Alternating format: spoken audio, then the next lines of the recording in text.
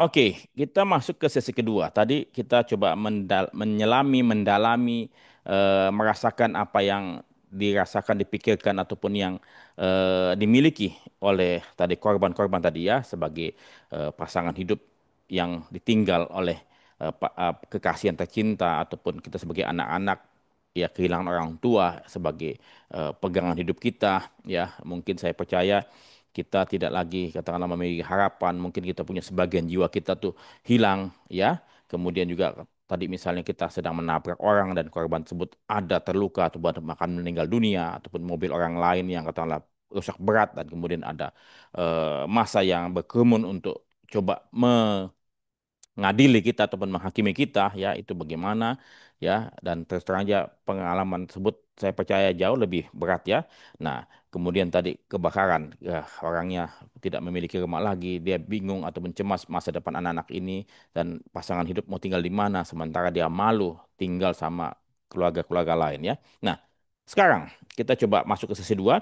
Seandainya katakanlah misalnya perusahaan asuransi ya si nasabah sebagai korban tadi mengajukan klaim kepada perusahaan asuransi.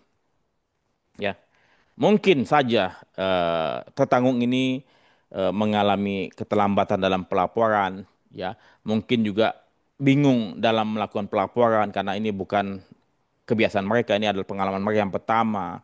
Ya, mereka cemas. Ya, eh, masih bingung dengan kondisi mereka yang kemarin itu kehilangan pasangan hidup ya kemudian ataupun mobilnya tabrakan rusak berat dan ada pihak ketiga kemudian juga atau rumahnya kebakaran ataupun pabriknya kebakaran dia punya bisnisnya bingung bagaimana untuk melanjutkan kehidupan bisnis mereka ya. Ini yang saya pikir mungkin apa yang dirasakan bila tertanggung ya mau mengajukan klaim ke perusahaan asuransi lantas petugas klaim asuransi ini merasa curiga dan merasa paranoid ataupun tidak bersimpati dan kemudian membiarkan si kalian itu sebagai korban atau sebagai tertanggung tadi yang mengalami tersebut mengisi formulir klaim dengan sendirinya tanpa bimbingan ataupun segala macam. Jadi petugas klaim ini bertanya-tanya. Ya seakan-akan korban ini adalah penjahat ataupun orang yang katakanlah dicurigai ataupun yang mau mengambil keuntungan dari suatu peristiwa yang terjadi dalam klaim ini.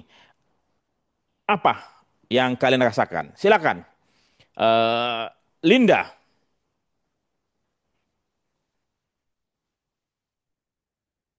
Linda.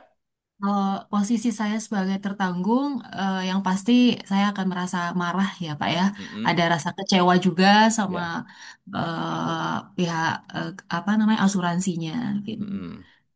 Habis itu Karena kita kan juga apa yang kamu mau lakukan setelah marah dan sedih?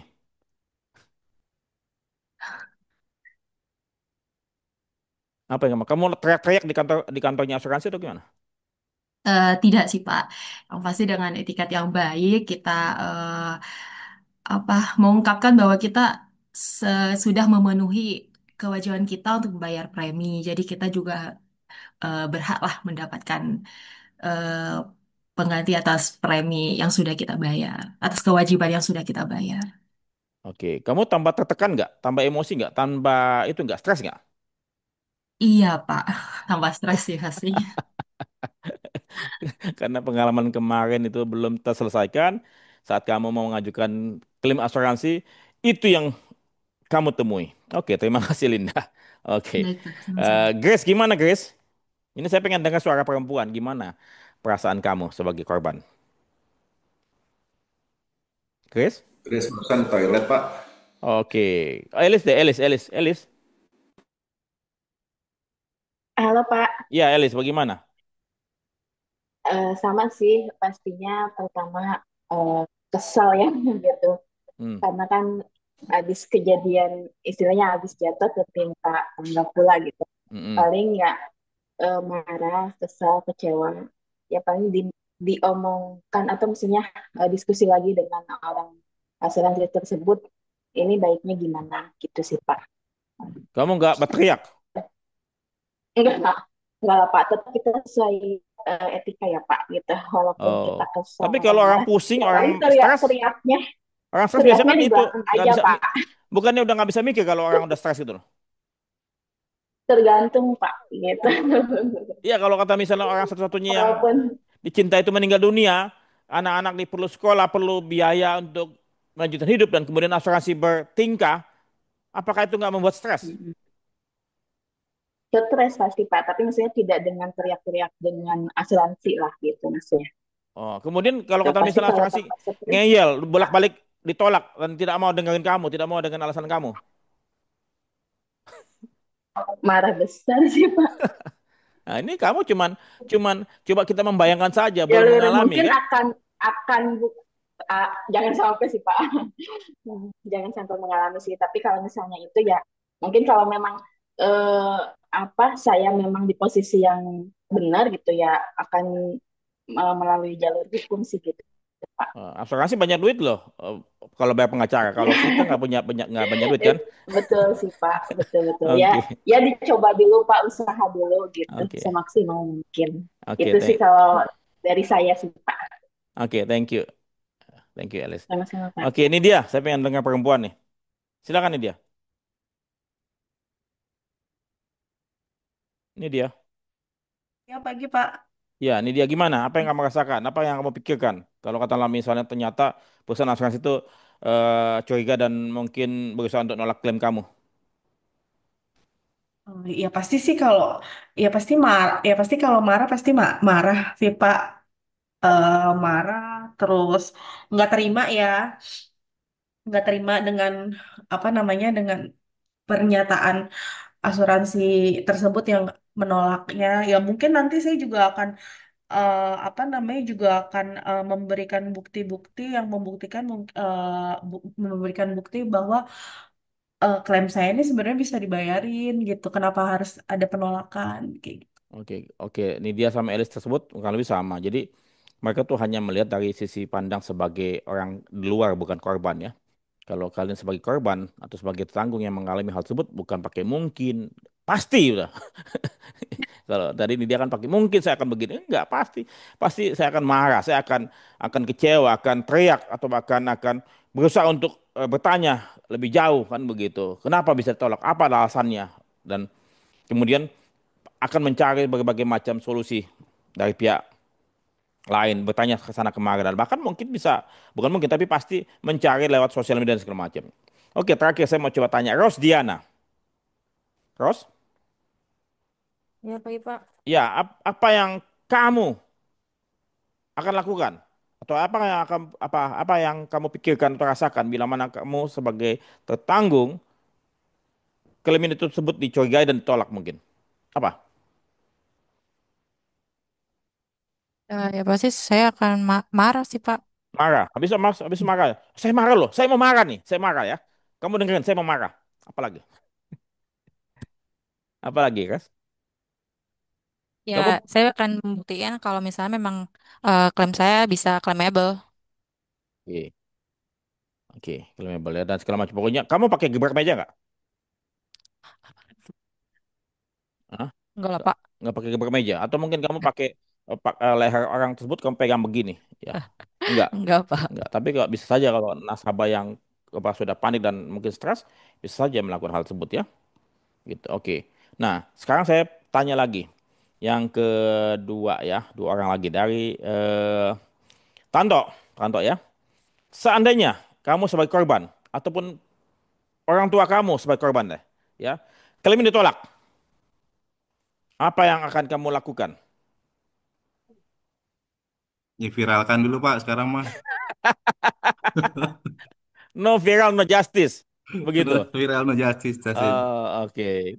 Berarti pikiran lain Ya lagi. Oke. intinya pastikan berjuang Pak untuk mencari keadilan gimana Hmm. pun caranya kan. Hmm. Gitu. Kalau memang kita nggak pakai broker kan cari teman-teman broker untuk bantu Hmm. kan gitu. Hmm. Ya Oke. pokoknya berjuang intinya Pak Oke, sip semaksimal berjuang. mungkin Sampai untuk habis ya, sampai mencari titik darah keadilan. penghabisan ya. Itu Benar yang Pak. itu yang saya lihat dari beberapa korban unit link yang saat ini masih berjuang di sosial media sudah lewat 4 tahun ini ya. Itu. Oke, terima kasih Tanto. Oke, terakhir. eh Siapa? Sebentar. Yudi, Yudi, silakan Yudi. Bila klaim kamu ditolak, apa yang akan kamu lakukan? Yudi, Iya Pak. apa yang akan kamu lakukan bila klaim kamu ditolak dan tidak ada dasar hukum atau tidak kamu pikir klaim ini claimable tapi mereka tuh mencari alasan untuk menolak klaim kamu. Apa yang akan kamu lakukan? Yang pasti marah, emosi, kecewa karena kita sudah selama ini udah melakukan pembayaran premi dan itu sudah bertahun-tahun kita nggak ada klaim.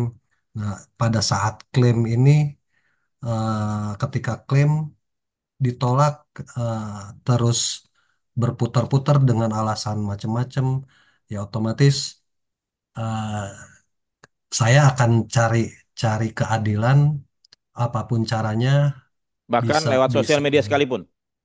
Iya pasti Pak, Oke, pasti. oke. Terima kasih teman-teman Mas Yudi dan Tanto segala macam. Terima kasih banyak. Jadi itu yang akan dirasakan ataupun akan dilakukan oleh oleh korban ya. Ya tentu pasti saya rasa pasti saya yakin double marahnya, stresnya, bingungnya itu double.